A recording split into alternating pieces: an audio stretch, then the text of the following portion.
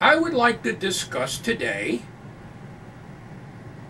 the old days of taking movies. Naturally, I didn't have a video camera. There wasn't any video cameras in the 50s and the 60s. There were movie cameras. My first movie camera that I've ever gotten was a Brownie Fun Saver. This very exact same model right here.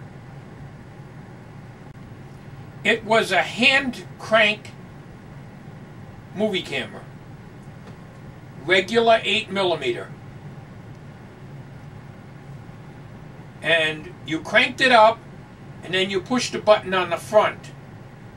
And that released the wound spring, and the spring tension, as it unwinds, similar to a wind-up clock, would turn the spools and the sprockets in the camera. These cameras shot at approximately 16 frames a second. Of course, as the spring wound down, your frame rate would decrease, so that when you played it through the projector, it would speed up a little bit. These cameras, of course, all your adjustments on the front, your f-stops, it was fixed focus, so you didn't have any problem with that. I got so good at running this thing that I could just look at the sky and it'd tell me whether to set it at f8 or f16 or f5.6. It was a cloudy day, I'd usually put it on f5.6 and the pictures usually came out pretty good. As a matter of fact, that was the very camera that I used, or my mom used, to photograph me painting my 50 Studebaker Champion green. It's in one of my earlier videos, my first cars. My mom was using this very camera. Actually, what they used is 16mm film. You'd run it through, turn the reel over, and expose the other side of the film, and then when you sent it out for processing, they would split the film down the middle and it would become 8mm. So it starts out as 16mm, what they call, I think they call it a double roll. Of course, movie film came in 8mm, regular 8, Super 8mm, and Super 8mm sound. Magnetic sound stripe, which of course they no longer make. Your 16mm ran at 24 frames per second. Your Super 8mm sound and silent ran at 18 frames a second. Your 8mm regular, your silent, your 8mm regular ran at 16 frames a second. Here is the Bell and Howell with the case open and everything. And this particular one here is a silent projector. I've owned quite a number of projectors in my years. I even had a 16mm sound movie projector, which I no longer have, that I rebuilt the amplifier and everything in it. And it's one of these that when we were going to school back in the 50s, they would bring this projector out and show movies in the gymnasium. I loved those times. Boy, I'll tell you, we used to look forward to that. Maybe a couple times a month they'd do this, and they'd pull out the 16mm sound projector.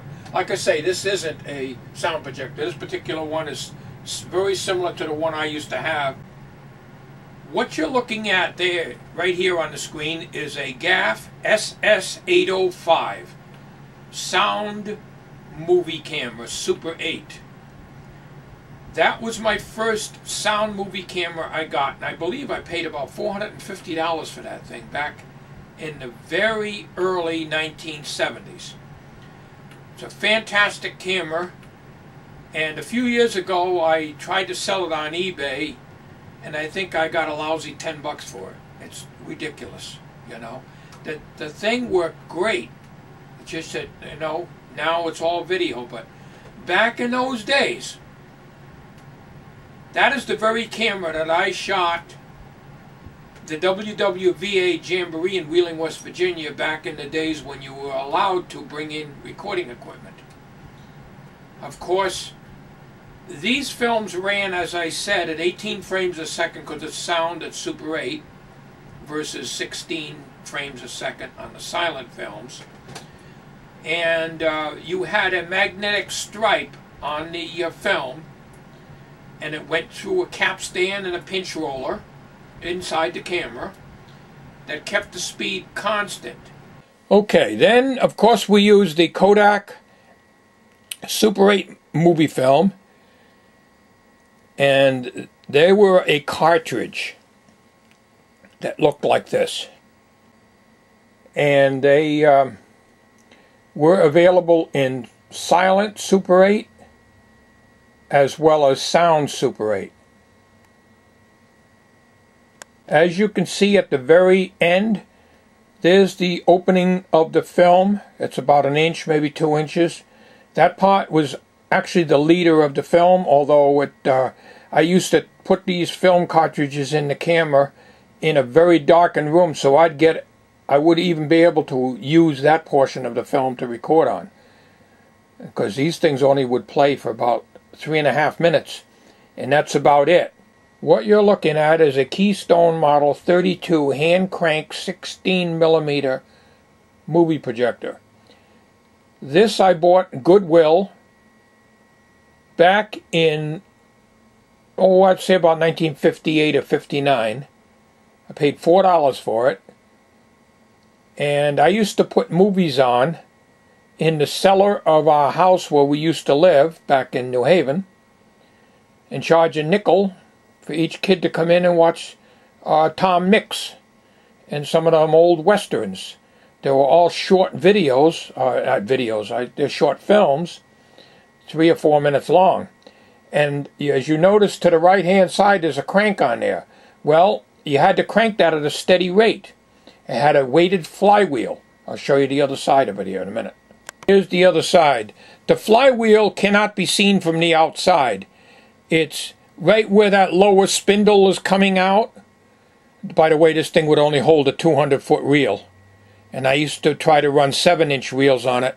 And I cut off with a hacksaw the lower spindle, add an extension to it, and stretch the spring belt, which is a take-up, so that I can get 400 feet on it. Because I can get a 7-inch reel on the top one, but I couldn't get a 7-inch on the bottom one. And I'd have a little projection booth in the cellar that I built. And used to have a movie screen made out of white cardboard at the other end of the room, and some chairs in there, and I used to show the westerns. It used to be like Western Night and some cartoons and stuff like that I would get from the library. I'd take them out from the library in New Haven. Anyways, that was my first 16mm hand crank movie projector. And it runs, it takes a big bulb, and I'm going to show you, it's in the back. On the back, there's no bulb in the socket now. What you're looking at is the socket. The back cover slides up, and you put a bulb in there. It's supposed to be 100 watt max, but I had 150 in there. It got very, very hot. And what you're looking at in the middle, that's the lens. That's the big glass lens in the middle there. And then, of course, you had your lens on the outside, which you adjust in and out for the focus. And an old twisted pair cord. This is not the exact, this isn't actually my projector. This is a photo I found. Well, there's one thing I don't miss. Of course, I got terrible eyesight and I can't see to do these things anymore, but I don't miss splicing. Used to get these Kodak press-on splicing tapes. They look like this.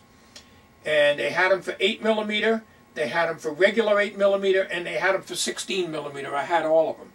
So, I want to thank you very much for watching my videos, and I hope you enjoyed and learned a little something. And for you people that are familiar with all this stuff, well, it brings back memories. I'm sure it does. Thank you very much, and have a good day, everyone.